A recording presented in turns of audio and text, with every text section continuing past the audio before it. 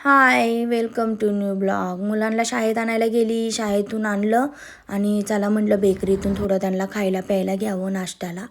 मग घेऊन आल्यानंतर भाजीपाला पण घेऊन आली होती. आली घरी आल्यावर त्यांनी पटापट कुरकुरेचे पॅकेटं वगैरे घेतली खायला. म्हटलं चला तोपर्यंत आपलं मस्त जे खायचं प्यायचं भाजीपाला आहे ते लावून घ्यावं.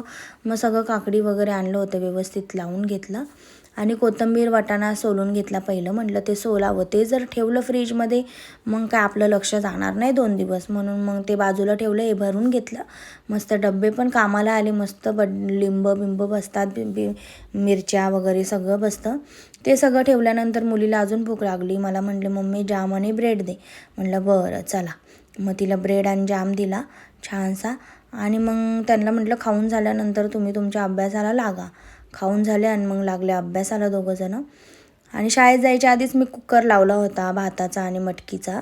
मस्त लावून गेली होती. 2 शिट्ट्या झाल्या होत्या, बघू शकता. मस्त 2 शिट्ट्यामध्ये मटकी छान शिजून निघाली आहे. मग आल्यावर पीठ मळलं, कालवण टाकलं, भाजी पण केली. पीठ मळल्यावर म्हटलं चला आता चपात्या करावं.